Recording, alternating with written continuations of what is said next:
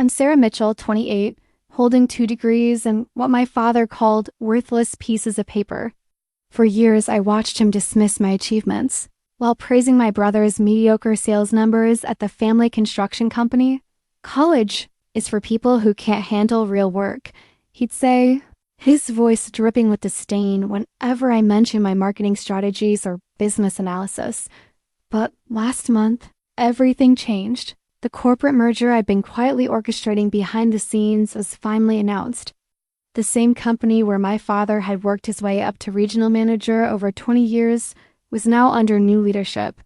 And guess who they chose as? The new vice president of operations. The look on his face when I walked into that boardroom wasn't just shock. It was the moment 28 years of condescension crumbled. What he didn't know was that this promotion was just the beginning of a truth that would reshape our entire family dynamic. I remember the exact moment I realized my achievements would never matter to him. I was 12, standing in our kitchen with a certificate for winning the regional science fair, my hands trembling with excitement. "Dad, look, I won first place." He barely glanced up from his newspaper, coffee mug in one hand. "That's nice, sweetheart. Did you finish your chores?" My mother had hung the certificate on the refrigerator with those little magnetic clips shaped like apples.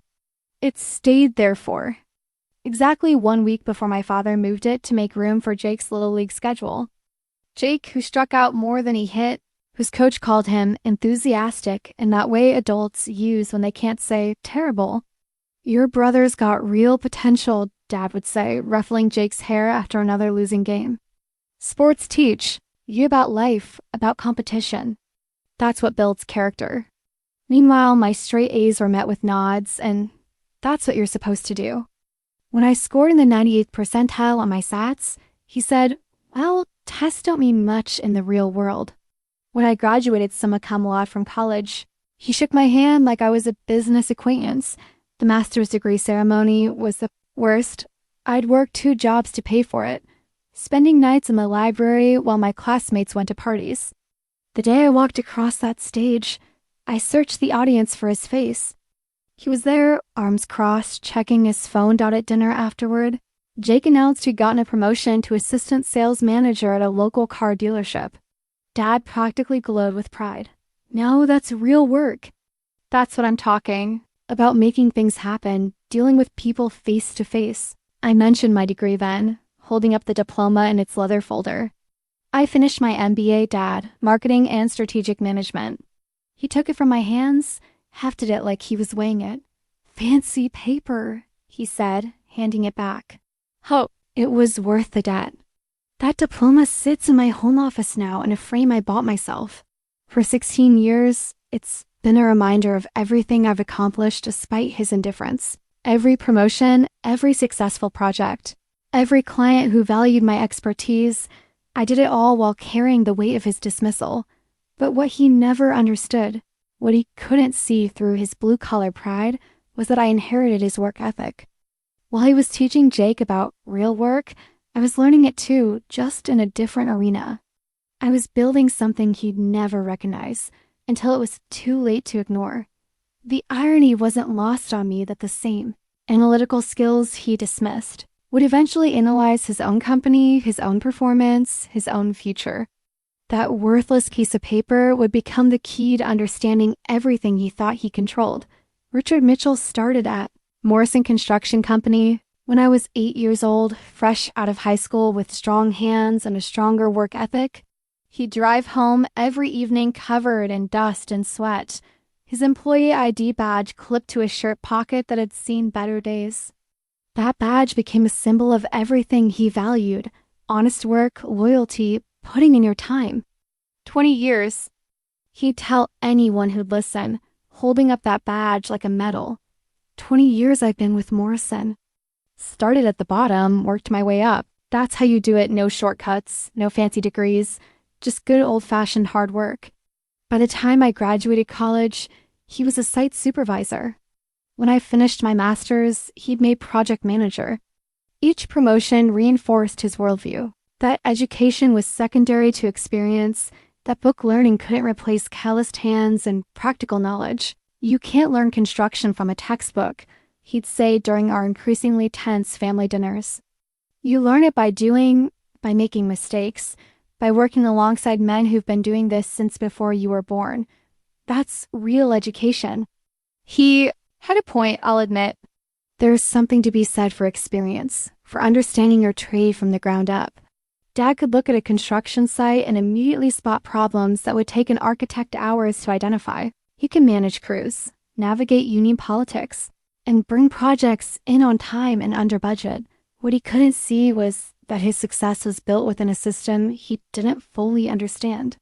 Morrison Construction was a mid-sized regional company, exactly the kind of operation that larger corporations love to acquire. They had solid contracts, good relationships with local governments, and a workforce that knew their trade. But they also had outdated management practices, inefficient resource allocation, and zero strategic planning for market expansion. Dad's badge represented security to him, but to someone trained in business analysis, it represented vulnerability. 20 years of loyalty to a company that hadn't evolved with the industry.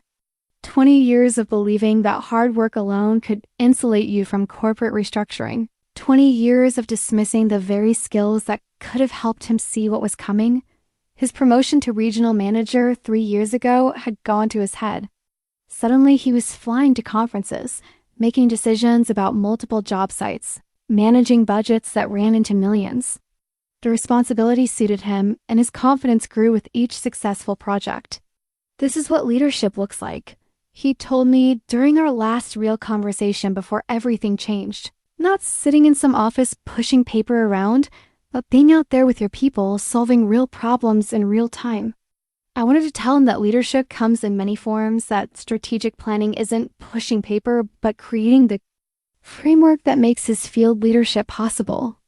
I wanted to explain that the most successful companies blend practical experience with theoretical knowledge, that education and expertise aren't threats to hard work, they're multipliers. He wasn't ready to hear that. In his mind, his 20-year climb up the Morrison construction ladder was proof that his way was the only way. That badge had become more than identification. It was validation of everything he believed about success, about worth, about the value of a man's contribution to the world. He wore it with pride right up until the day. I walked into that boardroom wearing my own badge, one that said Vice President instead of Regional Manager. While Dad was building his empire of concrete and steel, I was constructing something entirely different, a reputation in the corporate consulting world that he'd never understand or respect. My portfolio told a story of strategic transformations, merger facilitations, and organizational restructuring that had helped dozens of companies navigate the complex modern business landscape. Kendrick and Associates wasn't a household name, but in certain circles we were known as the firm you called. When the stakes were highest, corporate mergers, hostile takeovers, strategic partnerships, we specialized in the delicate art of combining companies while preserving what made them valuable in the first place. My clients weren't the type of businesses Dad respected. Tech startups acquiring smaller competitors, financial services companies consolidating regional operations, healthcare systems merging to create economies of scale. To him, these weren't real businesses. They were abstract entities that moved money around without creating anything tangible. But I understood something he didn't. Every merger, every acquisition, every strategic partnership involved real people doing real work. The difference was that I looked at the whole system, not just the individual parts. I could see how a regional construction company might fit into a larger corporate structure, how local expertise could be preserved while operational efficiency was improved. My specialty was what we called cultural integration, helping acquired companies maintain their identity while adapting to new corporate standards. I'd spent 5 years perfecting the art of walking into a room full of skeptical employees and explaining why change didn't have to mean loss. The irony was that everything I'd learned about managing people, I'd learned by watching Dad work. He had an instinct for reading a crew, for knowing when to push and when to step back, for earning respect through competence rather than authority. These were exactly the skills that made me effective in boardrooms and conference calls. But he couldn't see the connection. When I tried to explain my work during family gatherings, his eyes would glaze over. Synergistic optimization, and operational integration were foreign languages to him. He heard corporate buzzwords where I saw practical solutions to human problems. My success felt hollow without his recognition. Each promotion, each successful merger, each client testimonial was evidence that his dismissal had been wrong, but evidence he'd never accept. I was building a career that proved education had value, that strategic thinking could create tangible results, that paper pushing was actually problem solving at the highest level. The loneliness of it was crushing. Sometimes I'd close a deal that saved hundreds of jobs, that preserved a company's culture while securing its future, and I'd want to call him and share the victory. But I knew what he'd say. "That's nice, sweetheart. How much money did you actually make?" For them, he measured success in concrete terms: projects completed, budgets met, deadlines achieved. My successes were more abstract, but no less real. I helped companies survive market changes that would have destroyed them. I preserved livelihoods while creating new opportunities.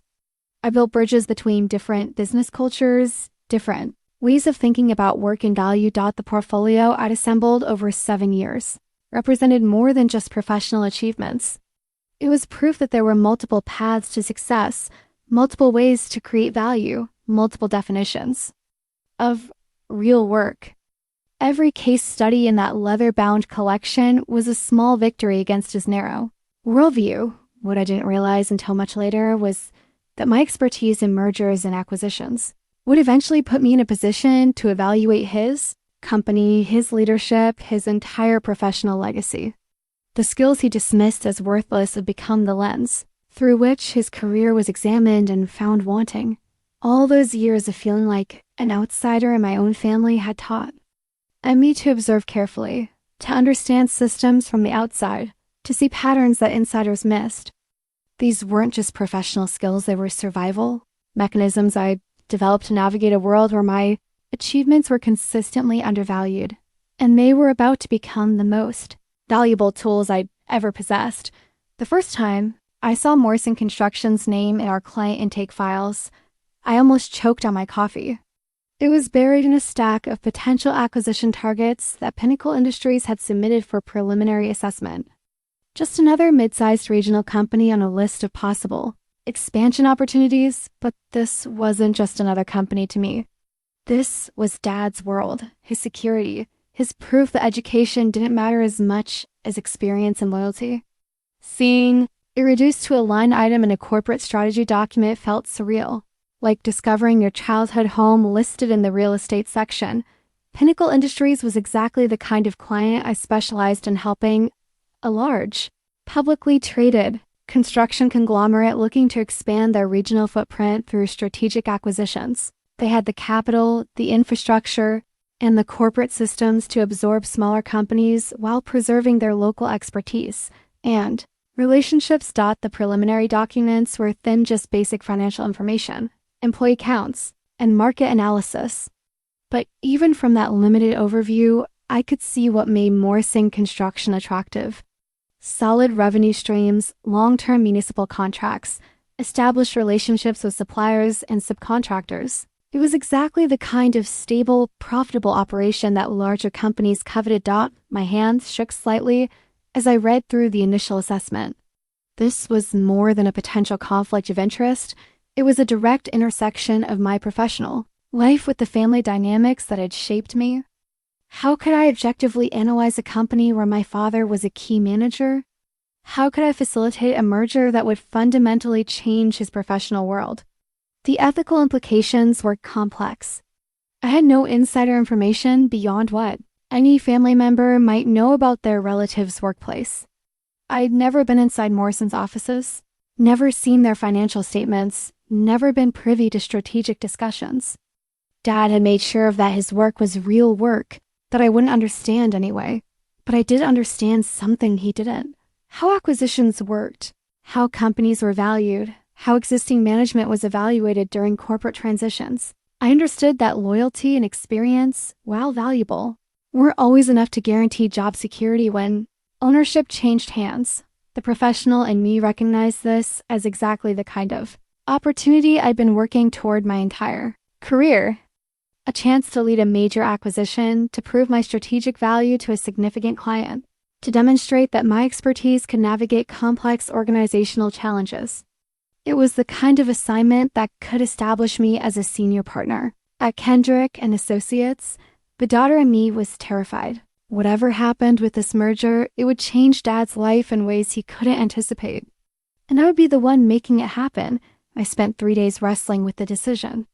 I called in sick, avoided my colleagues, and sat in my apartment, staring at the Morrison Construction logo on the preliminary documents. Everything I'd worked for had led to this moment a chance to prove my worth using skills Dad had dismissed as worthless, but proving my worth might mean dismantling his dot. In the end, the decision was made for me. My supervisor assigned me as lead consultant on the Pinnacle Industries account, citing my expertise in cultural integration and my track record with similar acquisitions. The irony was perfect. The very skills Dad had mocked would now be used to evaluate his company's future. I accepted the assignment with a mixture of excitement and dread. This was my chance to show that education had value, that strategic thinking could create real-world results, that paper pushing was actually about preserving people's livelihoods while facilitating necessary change. What I didn't fully understand yet was that this assignment would put me in a position to see Dad's professional world with complete clarity, not as a daughter seeking approval, but as an expert evaluating performance, efficiency, and leadership potential. The merger documents felt heavier in my hands than any other project materials I'd ever carried. They represented more than just another business opportunity. They were the key to finally answering the question that had haunted me since childhood. Was my education really worthless? Or had Dad simply never understood its value? I was about to find out. The Morrison Construction offices were exactly what I'd expected: functional but outdated, with the kind of wood paneling and fluorescent lighting that screamed 1990s corporate design. I walked through the lobby wearing my consultant badge, my heels clicking on linoleum floors that probably hadn't been updated since Dad started working there. My assessment began with financial records and organizational charts, but it quickly became something more personal and uncomfortable. Every document I reviewed painted a picture of a company that Dad believed was thriving, but was actually struggling to adapt to industry changes. The numbers told a brutal story. Morrison Construction was profitable, but barely. Their margins had been shrinking for 3 years running, squeezed by more efficient competitors who used modern project management software and streamlined operations. Their bid-to-win ratio was declining. Their project timelines were consistently overextended, and their overhead costs were significantly higher than industry standards. But the most damaging discovery was in the management assessment files. As regional manager, Dad oversaw 5 major projects and supervised 43 employees. On paper, his responsibilities were impressive. In practice, his performance metrics told a different story. His projects averaged 12% over budget and 3 weeks behind schedule. His employee turnover rate was 23% higher than the company average. Customer satisfaction scores for his region were consistently the lowest among Morrison's 5 regional divisions. The gap between his self-perception and his actual effectiveness was staggering. I found myself making notes with shaking hands, documenting deficiencies in management practices that I recognized from childhood. The same stubbornness that made him dismiss my education made him resistant to new construction technologies. The same pride that prevented him from acknowledging my achievements prevented him from accepting feedback from younger, more technically trained colleagues. His assistant manager, a recent engineering graduate named David Chun, had submitted 3 separate proposals for implementing project management software that could reduce scheduling conflicts and improve cost tracking. Dad had rejected all 3, noting in his response that we've been doing this job long before computers, and we'll be doing it long after the latest software fad disappears. The tragic irony was that David's proposals were exactly the kind of strategic thinking that could have saved Dad's position. The software he dismissed would have addressed every performance issue I was documenting. The efficiency improvements he'd rejected would have made his region profitable. Instead of problematic. Reading through employee evaluations was like watching a slow-motion career disaster. Dad's leadership style, which he believed was firm and Decisive was consistently described by subordinates as inflexible and resistant to input. His hands-on approach, which he saw as dedication, was viewed by his team as micromanagement and lack of trust.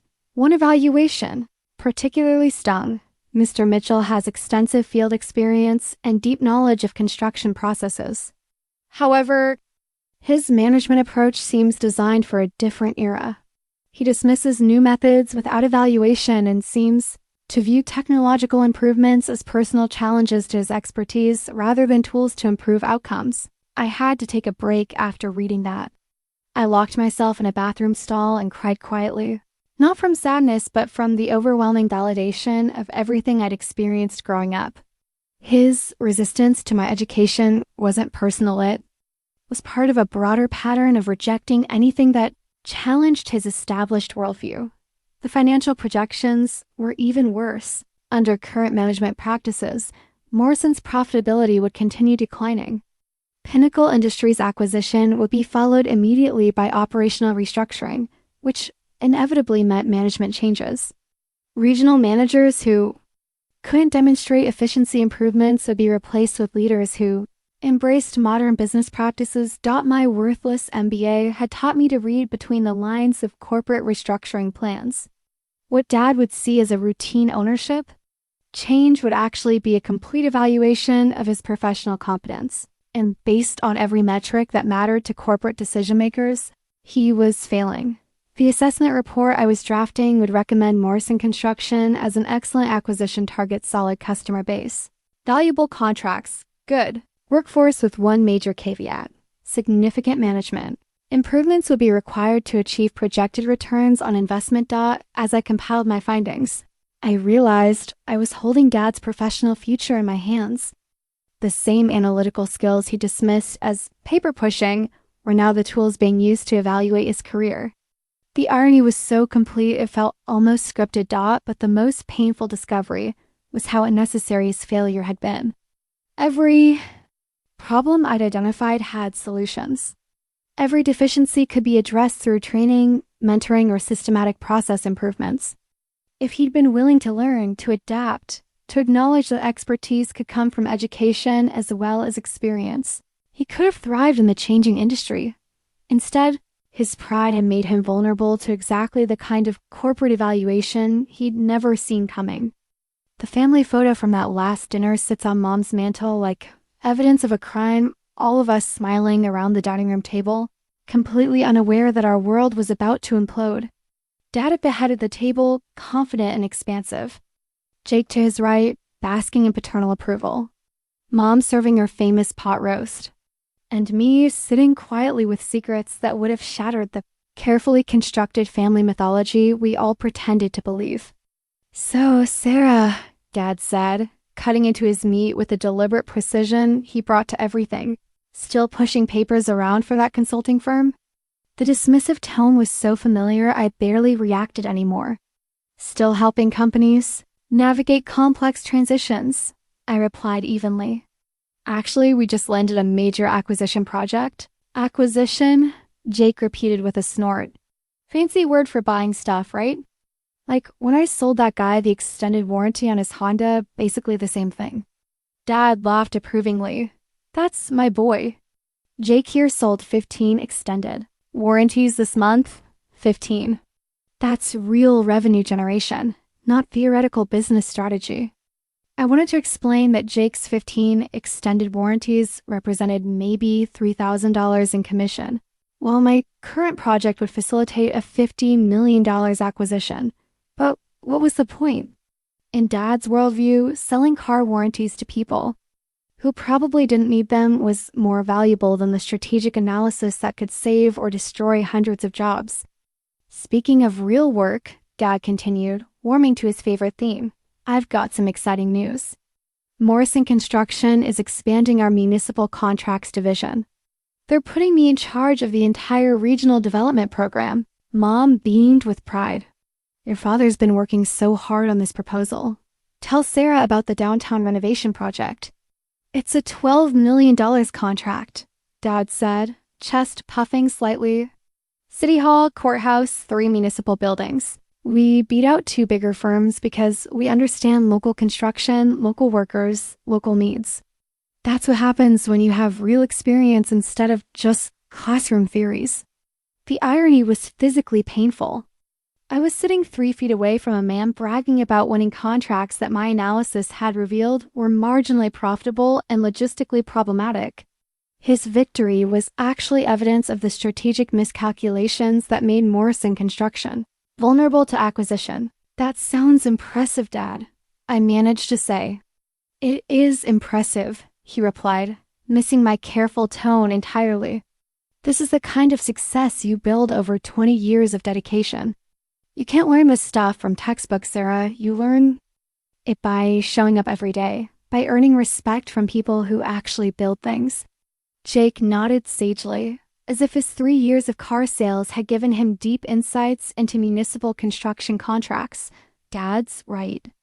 You gotta get your hands dirty to understand how business really works. I looked around the table at Dad's confident smile, at Jake's eager agreement, at Mom's proud expression, and felt the weight of everything I couldn't say.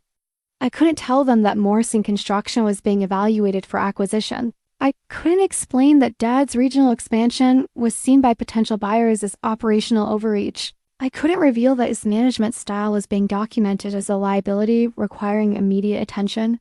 Most painfully, I couldn't share that the daughter he dismissed as impractical and overeducated was now in a position to influence his professional future. I'm proud of what you've built, Dad, I said instead, and I meant it, even though I knew it was built on a foundation that was about to shift beneath him. The family photo captured that moment of false harmony, the last dinner where Dad's sense of superiority was intact, where his worldview remained unchallenged, where my education could still be dismissed as worthless intellectual pretension. Within 2 weeks, everything in that picture would be revealed as performance art. Dad's confidence would crumble, Jake's reflected glory would fade, and Mom would be forced to choose between the family mythology and the uncomfortable truth about merit, achievement, and the actual value of education. But that night, we all played our parts perfectly.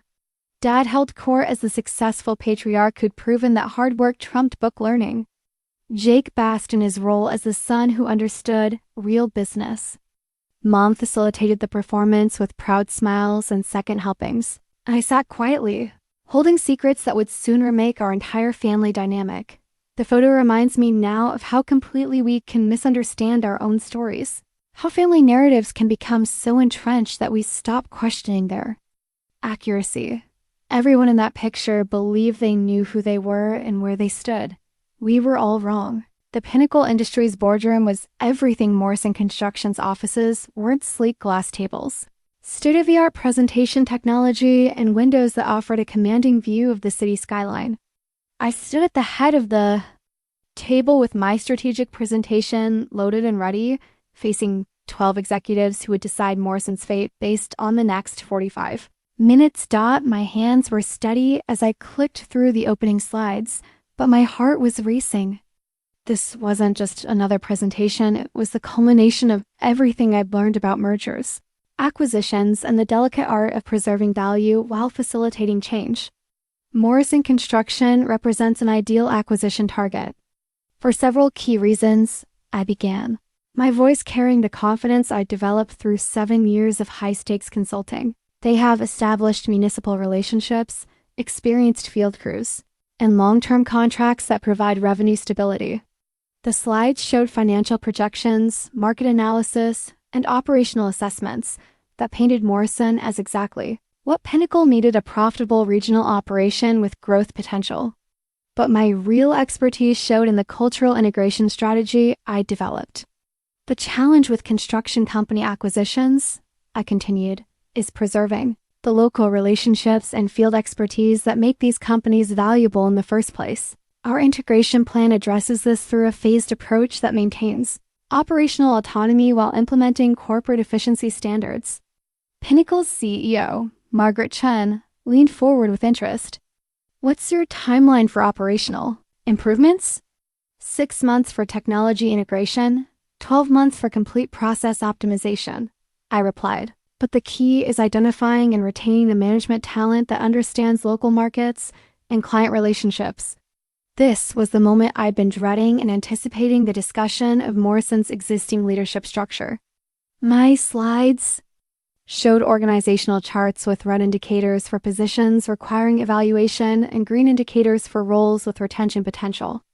Your analysis suggests significant management restructuring, noted the VP of Operations. How do you plan to address resistance from existing leadership? I chose my words carefully. Change management is always challenging, especially in traditional industries. Our assessment indicates that some current managers have the experience base to adapt to corporate standards, while others may require additional training or repositioning. What about the regional manager positions? Margaret asked, studying my organizational analysis. Your report flags several performance concerns. My throat felt tight, but my voice remained professional. Regional management varies significantly in effectiveness. Some managers demonstrate the flexibility and strategic thinking necessary for corporate integration. Others may be better suited to project-specific roles that leverage their field experience without requiring broader leadership. Responsibilities? I didn't say Dad's name, but every metric I'd analyzed pointed to the same conclusion: his management approach was incompatible with corporate efficiency standards. His resistance to new technology, his inflexibility with modern project management methods, and his poor performance metrics made him exactly the kind of manager who would be repositioned during a corporate transition. Your integration strategy is impressive, Margaret said. But I'm particularly interested in your leadership evaluation criteria. How do you distinguish between managers who can adapt and those who can't? This was the question I'd hoped to avoid, but knew was coming.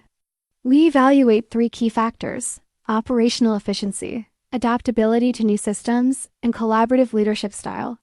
Managers who demonstrate all 3 have retention potential. Those who excel in field knowledge but struggle with systematic approaches might be better utilized in specialized consulting roles. The executives nodded approvingly. They were saying exactly what they wanted to hear: a strategic approach that preserved Morrison's valuable assets while eliminating operational inefficiencies. What's your recommendation for post-acquisition leadership? Asked the chief financial officer.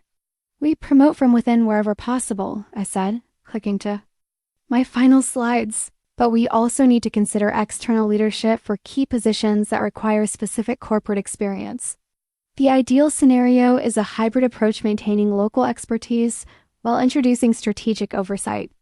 Are you suggesting yourself for one of these oversight positions? Margaret asked with a slight smile. The question caught me off guard, but I recovered quickly. I believe my experience with cultural integration and my understanding of Morrison's specific challenges would be valuable during the transition period. However, the final leadership structure should be based on organizational needs rather than consultant preferences. Your assessment suggests you understand this company better than most outside consultants, the VP of Operations observed. Is there something special about Morrison Construction that gives you particular insight? I felt heat rising in my cheeks but kept my voice level. I've done extensive research into their operational culture and market position.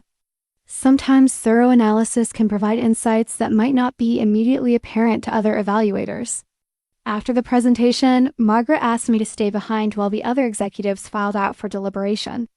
We stood by the windows, overlooking the city, and she studied me with the kind of direct attention that made me understand why she'd reached the top of a major corporation. That was exceptional work, Sarah, she said finally.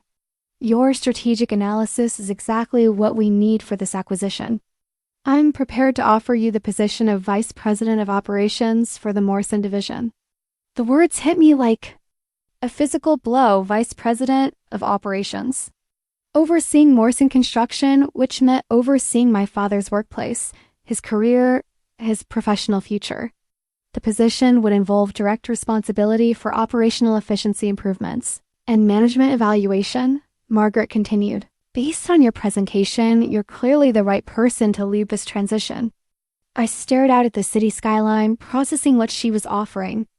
Everything I'd worked for, everything I dreamed about proving to Dad, was being handed to me in the form of a position that would make me his superior. I'm honored by the offer, I managed to say. When would you need a decision? "Take the weekend to think about it," Margaret replied, "but I hope you'll accept. Your expertise can make the difference between a successful integration and a problematic acquisition." As I walked out of that boardroom, I realized that my worthless education had just earned me the opportunity to become my father's boss. The financial records arrived in my apartment like a medical diagnosis, boxes of documents that would reveal the true health of Morrison Construction beyond what any surface examination could show. As Pinnacle's incoming VP of Operations, I now had access to 5 years of detailed financial data, performance metrics, and internal communications that painted a complete picture of the company Dad thought he understood. I spread the documents across my dining room table like puzzle pieces, each file revealing another layer of Morrison's actual condition. What I discovered was worse than my preliminary assessment had suggested.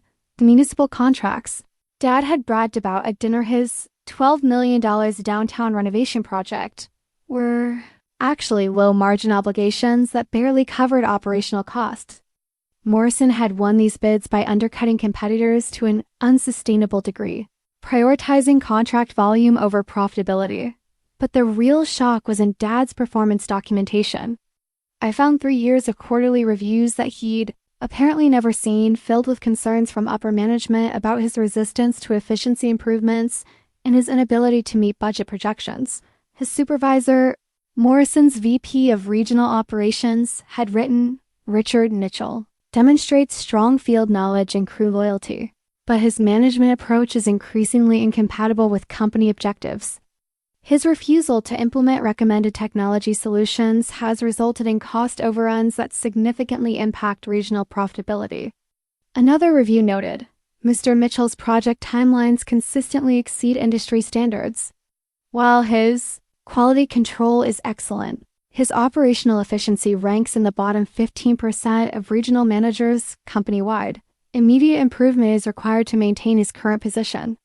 Reading these assessments felt like discovering a parallel universe where Dad's confident narratives about his success were contradicted by objective performance data. The man who lectured me about real work was actually struggling to meet the basic efficiency standards of his own company. The most damning document was a confidential memo from Morrison's senior management discussing potential redundancies in regional leadership. Dad's name appeared on a list of managers whose traditional approaches may not align with future operational requirements. Morrison Construction had been planning to address his performance issues even before the Pinnacle acquisition. The merger wasn't creating his professional problems, it was simply accelerating the reckoning that was already coming. I found myself cross-referencing his project budgets with actual expenditures, and the pattern was consistent: overruns, delays, and cost management failures that he'd somehow managed to rationalize as industry standard challenges rather than personal shortcomings. His latest project, a municipal parking garage that should have been completed in 4 months, was now in its 7th month with cost overruns approaching 18%. The client had submitted 2 formal complaints about missed deadlines, and Morrison's legal department was involved in discussions about penalty clauses. Meanwhile, David Chun, the assistant manager whose technology proposals Dad had rejected, been quietly implementing efficiency improvements on his assigned projects. His completion times were 15% faster than department averages. His budgets consistently came in under projection, and customer satisfaction scores for his projects were consistently excellent. The contrast was devastating. The young engineer Dad, dismissed as inexperienced, was outperforming him by every measure that mattered to corporate evaluators. The technology solutions Dad had rejected as fads were proving their value through David's superior results, but the most painful discovery was in the personnel files. Dad's team had the highest turnover rate in the company, with exit interviews consistently citing inflexible management style and resistance to input as primary factors in employee departures. One departing engineer had written, "Mr. Mitchell has valuable experience, but he treats new ideas as personal attacks rather than improvement opportunities. Working for him feels like being perpetually second-guessed and professionally stifled." Another noted, the disconnect between Mr. Mitchell's self-perception and his actual management effectiveness creates a toxic work environment. He demands respect he hasn't earned through performance, These weren't the opinions of people who'd failed under Dad's leadership. They were the assessments of skilled professionals who found better opportunities elsewhere because working for him had become professionally limiting. As I compiled this information for Pinnacle's transition planning, I realized I was documenting the systematic failure of everything Dad believed about leadership, competence, and professional value. His 20-year climb up Morrison's hierarchy had been built on relationships and loyalty rather than performance and adaptability. The industry had evolved around him while he remained static, convinced that experience alone was sufficient for continued success. His rejection of education, technology, and new methodologies hadn't just been personal bias, it had been professional suicide in slow motion, sitting in my apartment surrounded by evidence of his declining effectiveness. I felt a mixture of vindication and sadness that I hadn't expected. This wasn't the triumph I'd imagined during those childhood moments when he dismissed my achievements. This was just the inevitable consequence of refusing to grow, refusing to learn, refusing to acknowledge that expertise could come from sources. He didn't respect the documents in front of me represented more than just performance data. They were proof that the skills he dismissed as worthless were exactly the skills needed to identify and solve the problems that were destroying his career. And now those same skills would be used to reshape his professional world in ways he couldn't yet imagine. My resignation letter from Kendrick and Associates was the hardest document I'd ever written, not because I was reluctant to leave, but because it represented the end of one identity and the beginning of another that I wasn't sure I was ready. Effective immediately, I will be transitioning from external consulting to accept a position as Vice President of Operations with Pinnacle Industries, I wrote. This opportunity represents the natural evolution of my expertise in merger, facilitation, and cultural integration. What the letter didn't say was that I'd be overseeing the professional fate of the man who'd spent 28 years dismissing my potential.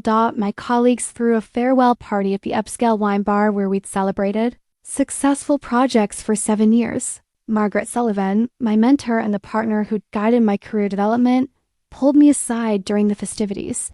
"You're making the right choice," she said, raising her glass. "External consulting teaches you how to analyze systems, but operational leadership lets you actually transform them. You're ready for this level of responsibility." I wanted to tell her about the personal complexity of the situation, about the family dynamics that made this promotion feel like stepping into an emotional minefield. But how do you explain that your greatest professional opportunity is also your most personal challenge? "I'm excited about the potential," I replied carefully. "Morrison Construction has excellent fundamentals. The integration should be smooth if we handle the cultural transition thoughtfully. You've always been good at managing the human elements of corporate change," Margaret observed. "That's what makes you different from purely analytical consultants. You understand that business transformation is ultimately about people adapting to new realities." Her words stayed with me as I cleaned out my office, packing 7 years of experience into boxes that would move to my new corporate suite.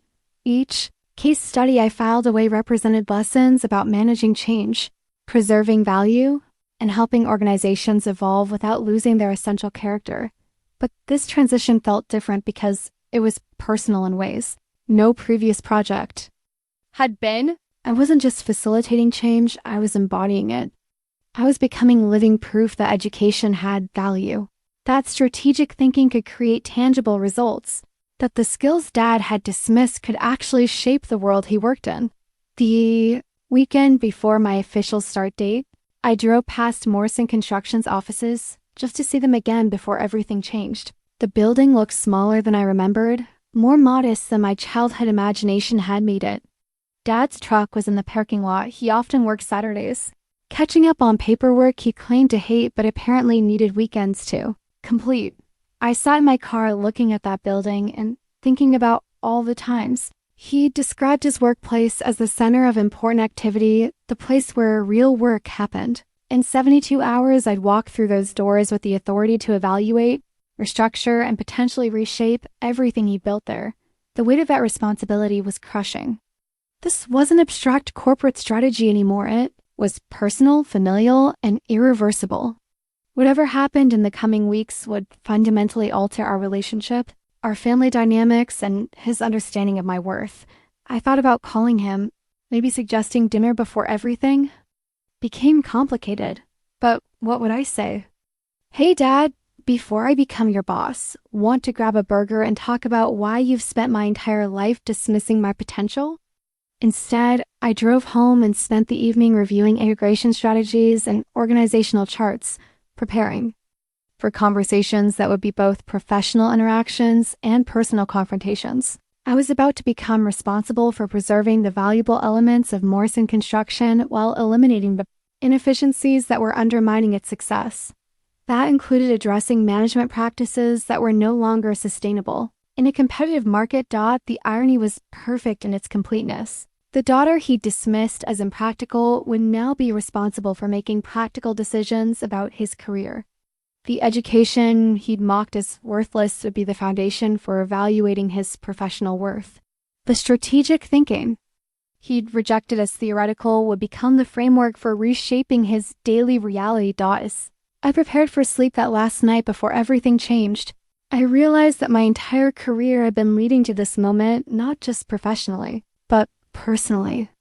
Every skill I developed, every case I'd managed, every success I'd achieved had been preparation for the ultimate test of my expertise, proving that Dad had been wrong about everything he taught me about value, worth, and the practical application of education. Monday morning, I would walk into Morrison Construction as VP of Operations. But more importantly, I would walk in as a daughter who'd finally found a way to demonstrate that her worthless degree had been worth more than he'd ever imagined. The calm before the storm felt like holding my breath before diving into deep, dark water. The Morrison Construction conference room had never seen anything like the corporate reorganization chart that Margaret Chin projected onto the wall that Monday morning. 43 employees sat in folding chairs, coffee cooling in styrofoam cups, as Pinnacle Industries formally announced the acquisition that would reshape everything they thought they knew about their workplace. I stood against the back wall, wearing my new corporate ID badge that reads Sarah Mitchell, VP Operations, watching faces I'd never seen, but somehow knew intimately from months of performance analysis. These were Dad's colleagues, his subordinates, his professional world, and they were about to learn that his daughter was now their superior. Morrison Construction will continue operating under its current name and location, Margaret announced, but as a wholly owned subsidiary of Pinnacle Industries. This transition will bring new resources, expanded opportunities, and operational improvements that will benefit everyone in this room. The organizational chart showed the new reporting structure with stark clarity. At the top, Pinnacle's corporate leadership.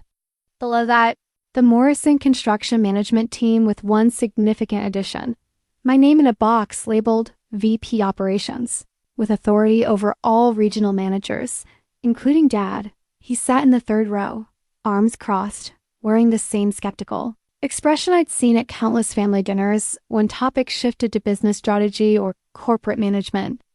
But this time, his skepticism was mixed with something else: confusion, concern, and the beginning of recognition that something fundamental was changing. I'd like to introduce Sarah Mitchell, who will be serving as Vice President of Operations for the Morrison Division, Margaret continued. Sarah brings extensive experience in merger integration and operational efficiency. She'll be working closely with existing management to ensure a smooth transition. The room turned to look at me, and I felt 43 pairs of eyes trying to reconcile my professional credentials with my obvious youth. But only one pair of eyes mattered, and when I met Dad's gaze, I saw the exact moment when recognition hit him. His daughter, the one with the worthless MBA, standing in his workplace, wearing corporate authority like armor. Sarah will be conducting individual meetings with all management personnel over the next 2 weeks. Margaret continued, oblivious to the family drama unfolding in the third row. These discussions will focus on integration planning and identifying opportunities for operational improvements. Dad's face had gone pale, then red, then pale again. He was processing information that didn't fit his worldview, that his dismissive daughter had somehow acquired authority over his professional life. that the education he'd mocked had led to a position that made her his supervisor. Are there any questions about the transition process? Margaret asked. David Chun, the assistant manager whose technology proposals Dad had rejected, raised his hand. Will existing projects continue under current management? Project management will be evaluated on a case-by-case basis, I replied, my voice carrying across the room with professional confidence. Our goal is to maintain continuity while implementing efficiency improvements that benefit both clients and employees. Dad's jaw tightened. He was hearing corporate language that sounded like everything he dismissed as meaningless buzzwords, except now it was coming from someone with actual authority to implement changes. What about regional management positions? Asked another employee. All management roles will be reviewed as part of the integration process, I answered. Decisions will be based on performance metrics, adaptability to new systems, and alignment with corporate objectives. The meeting continued for another 20 minutes, covering benefits, training programs, and timeline expectations. But the real communication was happening in the silent exchange between Dad and me, his shock and disbelief meeting my professional composure. When Margaret dismissed the meeting, employees filed out in small groups, talking quietly about the changes ahead. Dad remained in his seat, staring at the organizational chart that showed his name reporting to mine. Richard, I said, approaching his chair with the measured confidence I developed through 7 years of difficult conversations. I'd like to schedule your integration meeting for tomorrow morning. Would 9 o'clock work for your schedule? He looked up at me with an expression I'd never seen before, not dismissive or condescending, but genuinely uncertain. Sarah, what the hell is going on here? I'm doing my job, I replied calmly. The same job I've been doing for 7 years, just in a different capacity. Your job? His voice cracked slightly. This is my workplace. These are my projects, my people, your workplace that's now part of Pinnacle Industries? I interrupted gently. Your projects that need efficiency improvements. Your people who deserve better management systems. The room had emptied except for us, and the silence felt heavy with 28 years of unspoken tensions finally approaching the surface. You can't be serious about this, he said, standing up slowly. You can't actually believe you're qualified to manage construction operations. I managed the merger that made this acquisition possible, I replied. I analyzed every aspect of Morrison's operations, identified improvement opportunities, and developed the integration strategy that convinced Pinnacle to buy this company instead of its competitors. He stared at me like I was speaking a foreign language. You analyzed our operations? Every financial record, every performance metric, every management assessment for the past 5 years, I said. That's how mergers work, Dad. That's what my worthless education actually taught me to do. The corporate org charts still glowed on the conference room wall behind us, showing the new reality that neither of us had anticipated when he dismissed my master's degree 3 years earlier. 9 o'clock tomorrow, I repeated. We have a lot to discuss. I walked out of that conference room knowing that everything between us had changed irrevocably. The daughter he'd underestimated was now the executive responsible for evaluating. His professional competence. The education he dismissed as worthless had just proven its worth in the most dramatic way possible. The voicemail was waiting on my phone when I got home that evening, Dad's voice tight with an emotion I'd never heard before, not anger exactly, but something rawer and more desperate. Sarah, it's your father. I don't know what kind of game you think you're playing, but this has gone too far. You can't just waltz into my workplace and pretend you understand how this business works. I've been doing this job since before you knew what a construction site looked like, and I'll be damned if I'm going to take orders from someone who learned everything she knows from textbooks. His voice cracked slightly on the word textbooks, and I could hear 28 years of accumulated frustration pouring out. I want to know how this happened. I want to know what kind of strings you pulled, what kind of corporate politics you played to get yourself into a position you're not qualified for. Because this isn't about merit. Sarah, this is about connections and manipulation and everything that's wrong with modern business. There was a long pause, and when he continued, his voice had shifted from anger to something that sounded almost like pleading, call me back. We need to talk about this like adults, like family. Maybe we can figure out how to fix this situation before it gets out of hand. I listened to the message 3 times, hearing layers of emotion that he probably didn't intend to reveal. Beneath the indignation and accusations was fear that his professional world was being reorganized by someone he'd never taken seriously. Fear that his understanding of merit and value might be fundamentally flawed.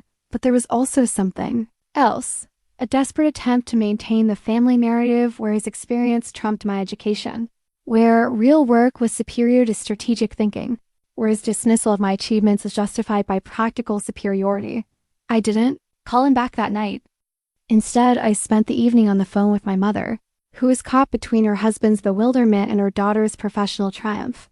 He doesn't understand how this happened, Mom said, her voice carefully neutral. He keeps asking me if I knew about your involvement with his company. I couldn't tell anyone, I replied. Professional confidentiality is part of merger consulting. I couldn't discuss active projects, even with family. But you knew this would affect him? The question hung in the air like an accusation. Had I known? Had I chosen this assignment specifically because it involved Dad's company? The ethical implications were complex enough that I'd been avoiding them even in my own thoughts. I knew. Pinnacle was considering Morrison as an acquisition target, I said carefully. I didn't know I'd be offered a management position until after my presentation. Your father thinks you orchestrated this whole thing to embarrass him.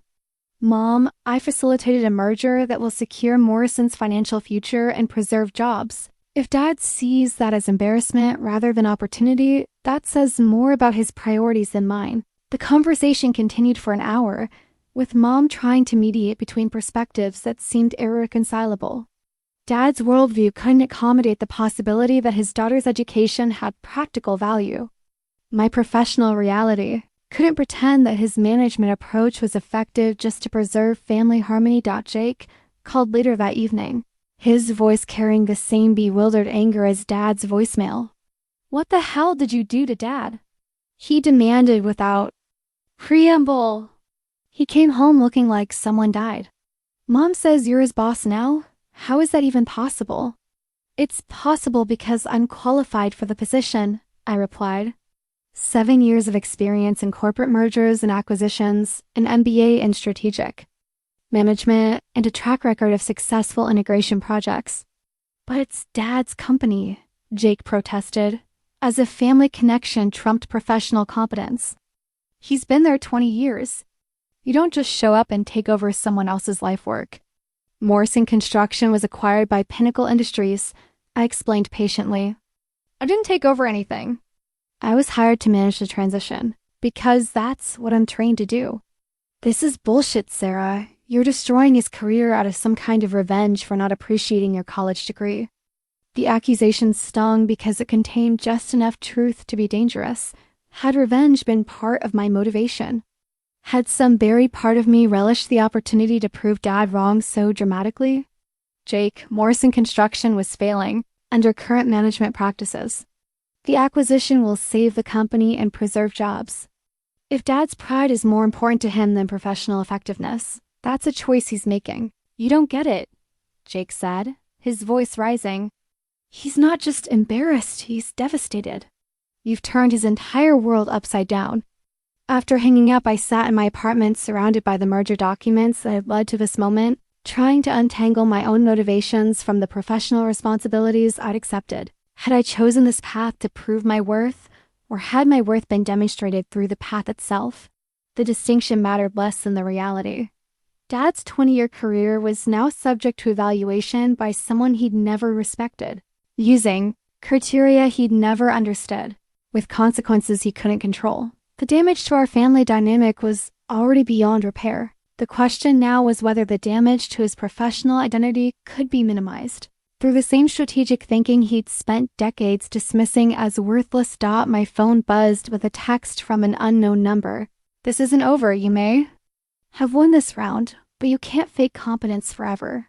Dad will prove himself, and you'll be exposed for the fraud you are. Jake had found new ways to express the family's resistance to accepting that their foundational beliefs about education, merit, and professional value might have been wrong all along. But text messages couldn't change organizational charts, and family loyalty couldn't alter performance metrics. Tomorrow's meeting would begin the process of determining whether Dad could adapt to new realities or whether his career would become another casualty of refusing to acknowledge that expertise could come from sources he'd never respected. The nameplate on my new office door felt heavier than physics should allow. Sarah Mitchell, Vice President of Operations. 3 lines of text that represented the culmination of everything I'd worked toward and everything Dad had dismissed. As impossible. My office was on the 2nd floor of Morrison Construction, with windows overlooking the parking lot where Dad's truck sat in its usual spot. I could see him through the glass walls of the project management bullpen, hunched over blueprints with the kind of intense focus he brought to problems he actually understood. At exactly 9 o'clock, he knocked on my doorframe, a gesture that acknowledged the new professional hierarchy even as his expression resisted it. "Come in, Dad," I said, gesturing to the chair across from my desk. "Please sit down." He remained standing, surveying my office with the same skeptical attention he'd once given my science fair projects. Fancy setup for someone who's never run a construction project. "I'm not here to run construction projects," I replied calmly. "I'm here to run the business that manages construction projects. There's a difference." "Is there?" He finally took the chair, but perched on the edge like he might need to leave quickly. Because from where I sit, it looks like someone with no field experience is making decisions about field operations. I opened the folder containing his performance evaluations, 5 years of documented concerns that he'd apparently never been shown. "Dad, let's talk about field operations. Your current project timeline shows completion at 150% of estimated duration. Your budget variance is running 18% over projection. Customer satisfaction scores for your region rank last among Morrison's. 5 divisions." His face flushed red. "Those numbers don't tell the whole story." Construction is complicated. I agreed. "That's why successful companies use project management systems to track variables and optimize outcomes. That's why they implement technology solutions to improve communication and reduce errors. That's why they invest in training that helps experienced managers adapt to industry changes." "Technology solutions," he repeated with bitter sarcasm. "You mean the computer programs that David Chun keeps pushing? Kid's been here 2 years and thinks he knows everything." "David's completion times are 15% faster than department average," I said, consulting another file. "His customer satisfaction scores are consistently excellent. His budget variance is -3%, meaning he brings projects in under cost. The kid is outperforming every metric you're failing." The silence stretched between us like a chasm, opening in real time. Dad was processing information that challenged everything he believed about experience, expertise, and professional value. "Those are just numbers," he said finally. "They don't account for quality, for relationships, for the intangible things that matter in this business. Actually, they do." I turned my laptop screen toward him, showing Morrison's client retention analysis. Quality issues generate customer complaints, which are tracked. Relationship problems show up in contract renewals, which are measured. The intangible things you value are reflected in tangible outcomes. He stared at the screen like it was displaying a foreign language. "Sarah, I've been doing this job since you were in elementary school. I know these clients. I know these projects. I know what it takes to get things done." "I know you do," I said gently. "That's exactly why this is so frustrating. You have 20 years of experience that could be incredibly valuable, supported by systems that help you work more efficiently." "Systems," he scoffed. "Corporate, buzzword for making everything more complicated. Systems are tools, Dad. Like scaffolding on a construction site, they support the work so it can be done safely and efficiently. The problem isn't that you lack expertise. The problem is that you're trying to do modern work with outdated tools." I could see him struggling with concepts that challenged his fundamental beliefs about work, value, and success. The man who taught me about persistence and dedication was being confronted with evidence that persistence without adaptation was professionally suicidal. So, what happens now? He asked. You fire me because I don't use enough computer programs?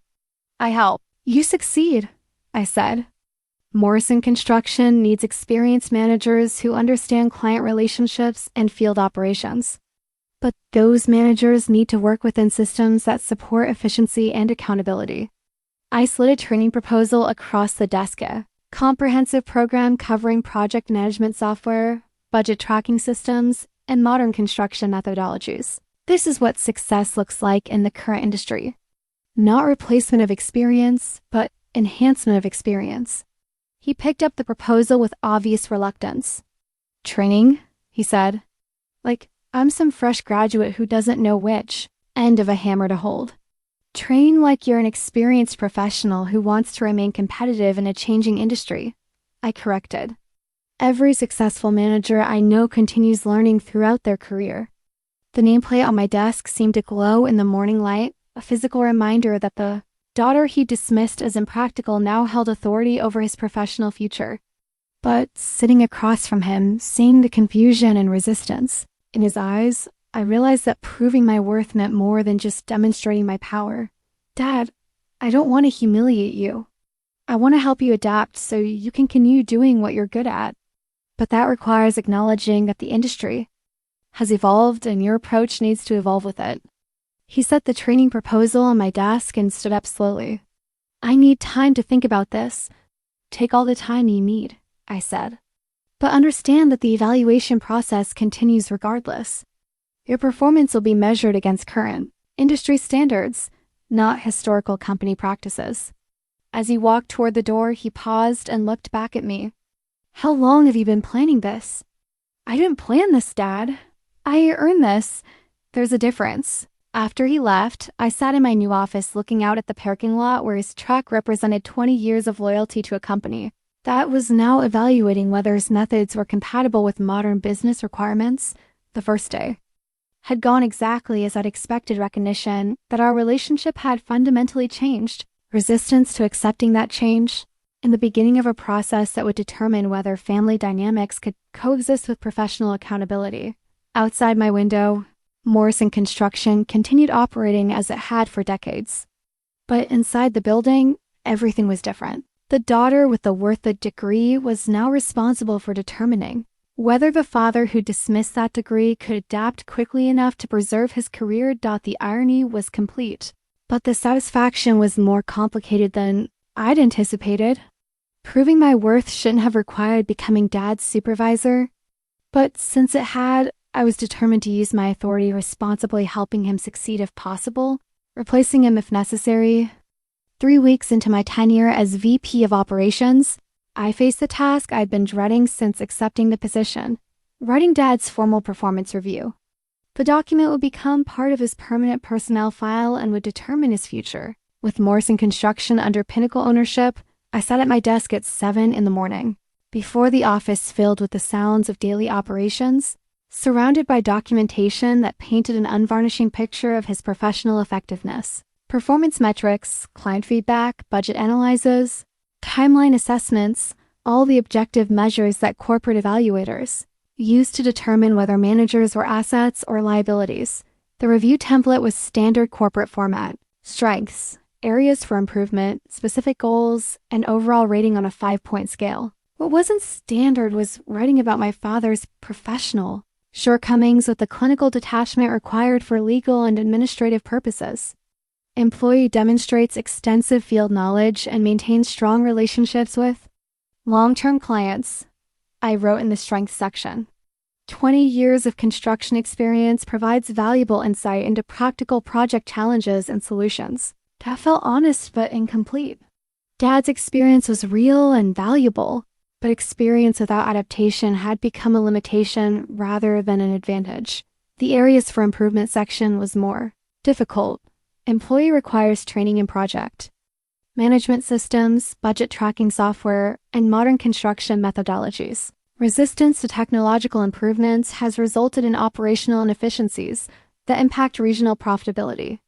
Timeline management and cost control need immediate attention to meet corporate standards. Each sentence felt like a betrayal, even though every word was supported by documented evidence. I was describing Dad's professional failings with the same analytical precision I'd use for any underperforming manager, but the emotional weight was overwhelming. The specific goals section was where the rubber met the road. Complete project management software training within 60 days. Implement budget tracking systems for all active projects. Achieve 95% timeline accuracy and reduce cost overruns to less than 5% within 6 months. Improve customer satisfaction scores to department average or higher. These weren't arbitrary demands. They were the basic efficiency standards that every other regional manager was expected to meet. But for Dad, they represented fundamental changes to working methods he'd used successfully for 2 decades. The overall rating was the moment of truth. On a scale where 3 was meets expectations, 2 was below expectations, and 1 was unsatisfactory, Dad's performance clearly fell into the 2 category, not grounds for immediate termination, but requiring significant improvement to maintain his position. At 9:30, I called him into my office to discuss the review. He sat across from my desk with the same tense posture he'd maintained during every interaction since the acquisition announcement. "This is your formal performance evaluation," I said, sliding the document across the desk. "Take your time reading through it." I watched his face as he processed each section, seeing frustration, anger, and something that looked like grief. When he finished, he set the papers down and looked at me with an expression I'd never seen before, not dismissive or condescending, but genuinely confused. "Sarah, this makes it sound like I'm incompetent." "It makes it sound like your methods need updating," I replied carefully. "There's a difference between incompetence and inflexibility. 20 years of successful projects, and you rate me below. Expectations? 20 years of projects that were successful by previous company standards," I corrected. "But Morrison Construction was acquired because it wasn't meeting current industry standards. That includes management practices." He picked up the review again, focusing on the goals section. 60 days to learn computer programs I've never needed before. 6 months to completely change how I manage projects. "This isn't improvement, it's replacement. It's adaptation," I said. "The same adaptation that every successful manager makes when industries evolve, and if I can't adapt fast enough." The question hung in the air between us, loaded with implications neither of us wanted to voice. We both knew the answer managers who couldn't meet corporate efficiency standards were repositioned to roles that better utilized their existing skills, or they were encouraged to find opportunities elsewhere. "Dad, I want you to succeed. But success requires acknowledging that the way you've always done things isn't sufficient anymore. This is about revenge, isn't it?" His voice was quiet but sharp. "All those years of me not appreciating your college degree, and now you're getting back at me." The accusation hit harder than I'd expected because it contained enough truth to be painful. Had revenge been part of my motivation? Had some buried part of me enjoyed documenting his professional shortcomings? "This is about professional competence," I said. "If you were any other manager with these performance metrics, you'd receive the same review with the same requirements for improvement." "But I'm not any other manager," he said. "I'm your father. Doesn't that count for anything?" "It counts for why I'm giving you 6 months to improve instead of 30 days, I replied. "It counts for why I'm offering training instead of immediate repositioning. But it doesn't change the performance standards you need to meet." He stood up slowly, holding the review like evidence of betrayal. "You know what the worst part is? You're probably right about everything in here. I probably do need to learn those computer programs. I probably should track budgets more carefully. But having my own daughter tell me I'm failing at the job I've done my whole adult life, that's something I can't get past." "Dad, no," he interrupted. "You've said what you needed to say. Now I need to figure out whether I can swallow my pride long enough to take orders from someone who learned everything she knows from textbooks." After he left, I sat in my office holding a copy of the performance review that had just redefined our entire relationship. The document in my hands represented more than just professional evaluation. It was proof that the skills Dad had dismissed as worthless were now being used to measure his worth. The review would go into his personnel file as objective documentation of his performance issues, but it would also stand as evidence of the moment when family dynamics collided with corporate accountability, when personal relationships became secondary to professional standards. I'd written the truth about Dad's performance, but the truth felt heavier than I'd expected. Proving my worth shouldn't have required documenting his failures, but the two had become inextricably linked by circumstances neither of us had chosen. Outside my office window, Morrison Construction continued operating, but the foundation of everything Dad believed about work, value, and family had shifted permanently. His daughter's worthless education had become the standard by which his life's work was being judged and found wanting. The formal complaint reached my desk on a Thursday morning, typed on Morrison Construction letterhead and signed by 3 employees from Dad's project team. The language was careful and professional, but the message was unmistakable. My father's behavior was affecting workplace morale and operational efficiency. We respectfully request intervention regarding management practices that have created a hostile work environment. The letter stated, repeated dismissal of process improvements, resistance to training requirements, and public criticism of corporate policies are undermining team effectiveness and professional development. I read the complaint 3 times, each pass revealing new layers of professional deterioration. Dad wasn't just struggling with performance standards, he was actively sabotaging the integration process I'd been hired to manage. David Chen knocked on my door 10 minutes later, his usually calm demeanor replaced by obvious frustration. "Sarah, we need to talk about your father's conduct during yesterday's training session. What happened?" He disrupted the project management software demonstration, questioned the trainer's qualifications, and told the team that real construction workers don't need computers to do their jobs.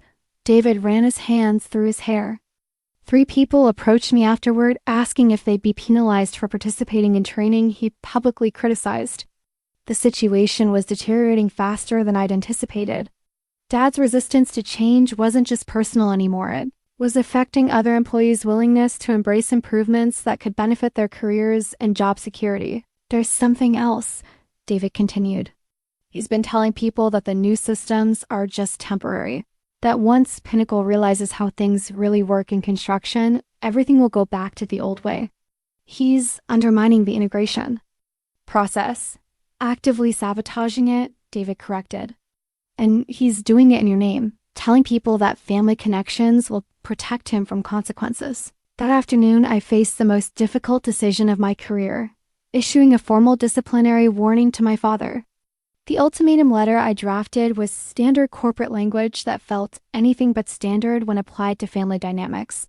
"This letter serves as formal notification that your conduct during the integration period has been unsatisfactory," I wrote. "Specific concerns include resistance to required training, public criticism of corporate policies, and behavior that undermines team morale. Immediate improvement is required to maintain your position with Morrison Construction." The letter outlined specific behavioral expectations and timeline requirements that would determine whether Dad could continue in his current role. 60 days to complete training programs, 30 days to demonstrate improved project management, metrics, and immediate cessation of conduct that interfered with other employees' professional development. Failure to meet these requirements will result in repositioning to a role better suited to your experience level and working style, the letter concluded. This may include reduction in management responsibilities and corresponding salary adjustments. I scheduled the meeting for Friday afternoon, giving myself 24 hours to prepare for a conversation that would either motivate Dad to change or force me to take action that would permanently damage our relationship. He entered my office carrying the same defensive posture he'd maintained for weeks, but there was something different in his expression, a wariness that suggested he knew this conversation would be unlike our previous discussions. "Sit down, Dad," I said, gesturing to the chair across from my desk. "We need to discuss your conduct during the integration period." He remained standing. "My conduct? You mean my refusal to pretend that 20 years of experience doesn't matter?" "I mean your active sabotage of training programs that could help your colleagues succeed." I slid the ultimatum letter across the desk. This is a formal disciplinary warning. Read it carefully. The silence stretched as he processed the document, his face shifting through expressions of disbelief, anger, and something that looked like betrayal. When he finished reading, he set the letter down with deliberate care. You're threatening to demote me. I'm documenting behavior that's incompatible with your current position, I replied. The threat is implied by the consequences of refusing to adapt. Sarah, these people look up to me. They trust my judgment. When I tell them these new systems are unnecessary complications, they listen because they respect my experience. They listen because you're their manager, I corrected. But your responsibility as a manager is to help them succeed, not to protect them from improvements that could advance their careers. Improvements? His voice rose slightly. These aren't improvements, they're corporate. Takeover tactics designed to replace experienced workers with people who know how to use computers. Dad, the people you're protecting want to learn these systems.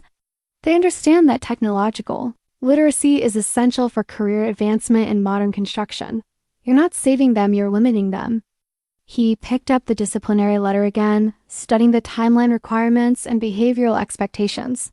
60 days to complete training, 30 days to show improvement. What happens if I refuse? Then I'll recommend your repositioning to a role that doesn't involve training resistance or team management, I said. Project consulting, perhaps, site inspection. Something that utilizes your field experience without requiring adaptation to new systems. Repositioning, he repeated bitterly. Corporate euphemism for demotion. Corporate reality for managers who can't meet current industry standards. The weight of the moment settled between us like a physical presence. We both understood that this was the breaking point, the moment when family loyalty either motivated professional growth or became irrelevant to business decisions. You really would do it, he said, his voice carrying a mixture of amazement and hurt. You really would demote your own father to prove some point about education and expertise. I would fulfill my professional responsibilities regardless of family relationships, I replied. That's what integrity means in a corporate environment. Integrity, he scoffed. Is it integrity to destroy someone's career because they won't bow down to your superior education? It's integrity to maintain standards that benefit the entire organization instead of making exceptions that undermine those standards. He stood up slowly, holding the disciplinary letter like evidence of betrayal. I need time to think about this. You have 60 days to think about it, I said. But the thinking needs to be accompanied by action. After he left, I sat in my office holding a copy of the ultimatum that had just formalized the complete breakdown of our professional relationship. The letter represented more than disciplinary action. It was proof that family dynamics couldn't override corporate accountability, that personal relationships were subordinate to organizational effectiveness. I'd reached the point where proving my competence required forcing Dad to choose between his pride and his career. The education he dismissed as worthless had become the framework for evaluating his professional worth, and he was failing by every measure that mattered to the business world he thought he understood. The breaking point had arrived, and there was no going back. The text messages from Jake started arriving at 6 in the morning, each one more hostile than the last. The digital evidence of family loyalty being weaponized against professional accountability was both predictable and painful. Dad told me what you did, a formal warning to your own father? What kind of person are you? This isn't about business anymore, Sarah. This is about you destroying a good man because you have some sick need to prove yourself. Mom is crying because her daughter has turned into someone she doesn't recognize. Hope your corporate power trip is worth it. I set my phone aside and focused on preparing for the day ahead, but Jake's messages kept coming, each notification pulling my attention back to the family crisis that had erupted around my professional decisions.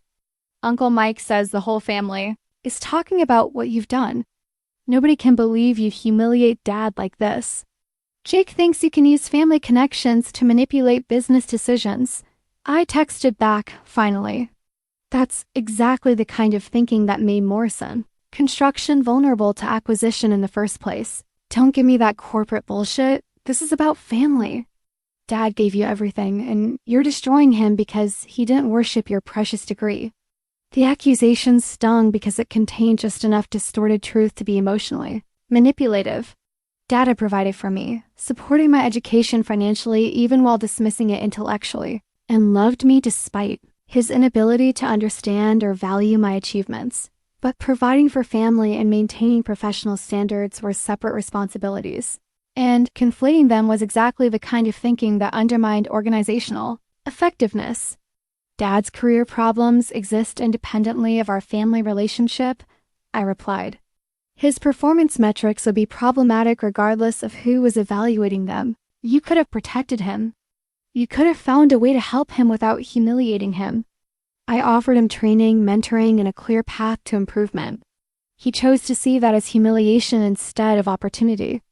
My phone rang Mom's number. I hesitated before answering, knowing that this conversation would be the most difficult of all. "Sarah, honey, we need to talk." Her voice was strained, careful, like she was walking through a minefield of family loyalties and conflicting emotions. "I know Jake's been texting you," I said. "I know this is hard for everyone. Your father came home yesterday looking defeated in a way I've never seen before. He's questioning everything: his career, his abilities, his worth as a person. This isn't just about work anymore." The weight of that observation settled on me like physical burden. Dad's professional identity was so completely integrated with his sense of personal value that challenging one inevitably threatened the other. "Mom, I'm trying to help him succeed, but he's interpreting professional requirements as personal attacks. Maybe because they feel like personal attacks when they're coming from his daughter. Would you prefer I make exceptions for family that I wouldn't make for other employees? Would that be fair to everyone else who's working to meet new standards? I would prefer my daughter find a way to protect her father without destroying her integrity," Mom replied. "But I'm not sure that's possible anymore." The conversation continued for 20 minutes, with Mom trying to find middle ground between Dad's hurt and my professional obligations. But some conflicts don't have comfortable resolutions.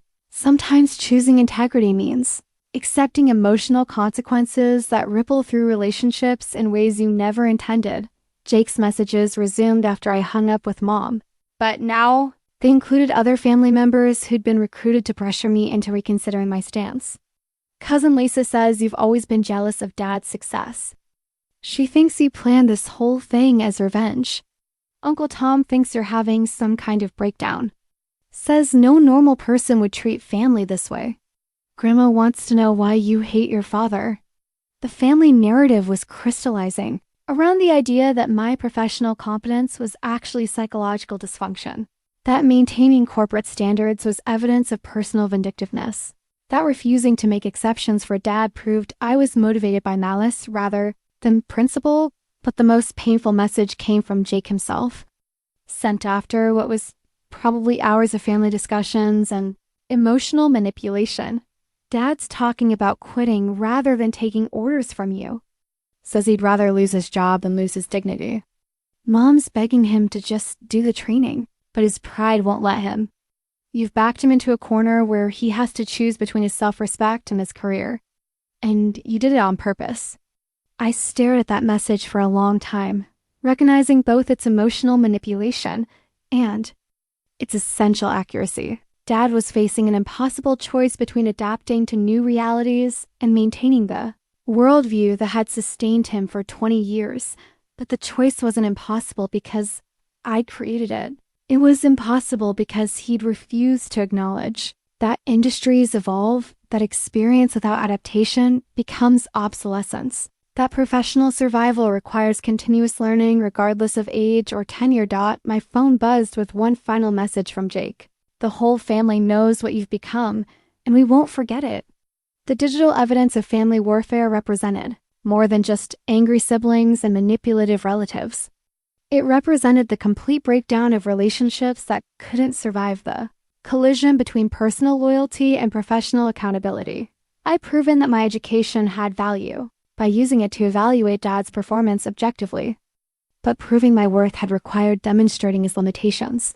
And family systems aren't designed to handle that kind of truth without significant damage. The bridges were burning, but I was also building something new, a professional identity that wasn't dependent on family approval, a sense of competence that didn't require their validation, and a framework for making decisions based on principles rather than emotional pressure. Outside my office window, Morrison Construction continued operating under new management, standards that would either transform Dad into a more effective leader or replace him with someone who could meet current industry requirements. The family might never forgive me for that choice, but the choice had been necessary regardless of their forgiveness.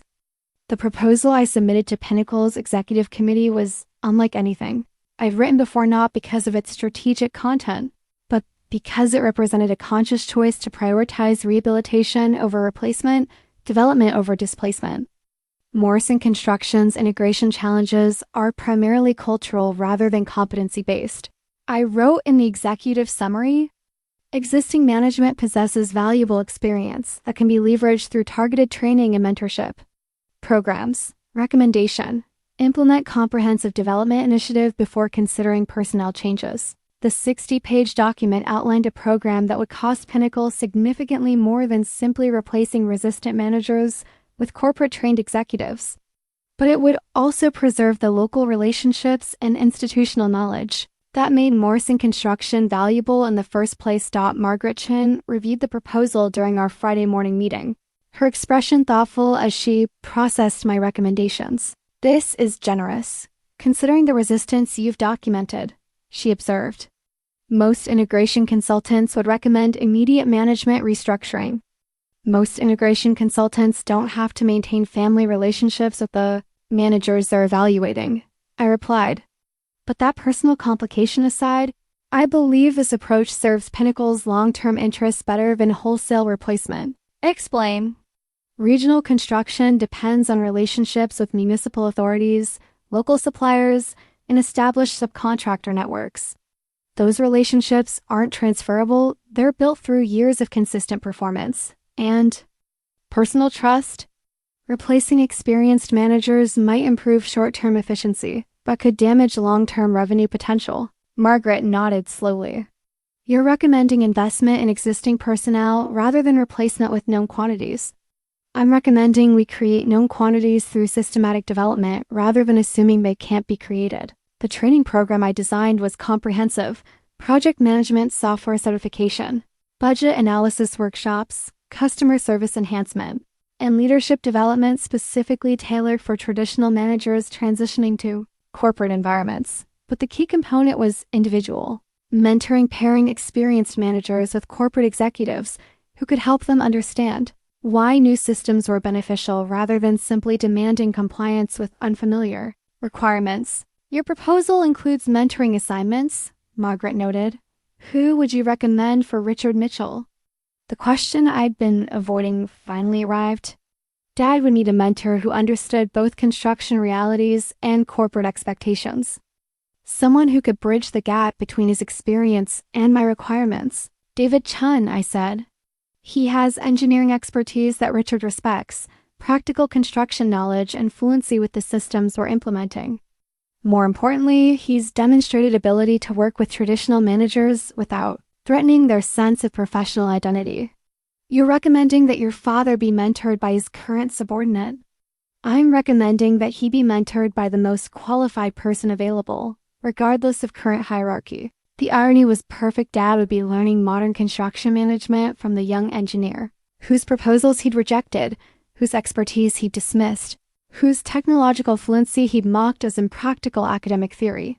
"This program represents significant investment in uncertain outcomes," Margaret warned. "What's your assessment of success probability?" 70% for managers who genuinely engage with the process," I replied. 30% for those who participate reluctantly, 0% for those who actively resist. "And Richard Mitchell's category?" "Unknown," I admitted. "His resistance has been consistent, but so has his dedication to Morrison Construction. The question is whether his loyalty to the company can overcome his resistance to change." Margaret approved the program with one modification: I would personally oversee Dad's development, working directly with David Chun to ensure that family dynamics didn't interfere with professional assessment. When I called Dad into my office the following Monday, I had the training proposal ready and David Chen sitting beside my desk as concrete evidence that this conversation would be different from our previous confrontations. "This is your alternative to disciplinary action," I said, sliding the program outline across the desk. "Comprehensive training with individual mentoring designed specifically for experienced managers transitioning to corporate systems." Dad studied the document with obvious skepticism, but I could see something else in his expression relief, that he was being offered development rather than demotion. "David will be your primary mentor," I continued. "He'll work with you one-on-one to ensure you understand not just how to use new systems, but why they improve outcomes." "You want me to take orders from David?" Dad asked, but without the hostility I'd expected. "I want you to learn from David," I replied. "He's successfully implemented everything we're asking you to adopt. He can show you how technological tools enhance rather than replace field expertise." David leaned forward slightly. "Mr. Mitchell, I'm not here to teach you construction. You know more about that than I ever will. I'm here to show you how project management software can make your construction expertise more effective." For the first time in weeks, Dad looked uncertain rather than defensive. "What if I can't learn this stuff? What if I'm too old to change?" "Then we'll find a role that better utilizes your existing strengths," I said honestly. "But I don't believe that's necessary. I think you can adapt if you're willing to try." The program began the next day with David demonstrating how project management software could track variables that Dad had been managing through experience and intuition. Instead of replacing his judgment, the technology provided data that supported and enhanced his decision-making process. Within 2 weeks, something fundamental had shifted. Dad began asking questions instead of raising objections, exploring possibilities instead of defending limitations. The mentoring relationship with David evolved from reluctant compliance to genuine collaboration. "The software shows me things I knew but couldn't quantify," Dad told me during our progress review. "I always sensed when projects were getting off track, but now I can see exactly where and why." 3 months later, Dad's performance metrics had improved dramatically. His project completion times met corporate standards, his budget variance was within acceptable ranges, and his customer satisfaction scores showed steady improvement. More importantly, he was beginning to see technology as an enhancement to his experience rather than a threat to his expertise. The training program succeeded beyond my expectations, transforming resistant managers into effective leaders who combine traditional knowledge with modern methodologies. Dad wasn't just adapting, he was excelling in ways that proved education and experience could be complementary rather than competitive, but the real transformation was in our relationship. Professional respect had replaced family conflict, mutual recognition had superseded defensive positioning, and collaborative problem-solving had emerged from adversarial dynamics. The daughter with the worthless degree had proven its value by helping her father discover that learning was a lifelong process, not a young person's privilege.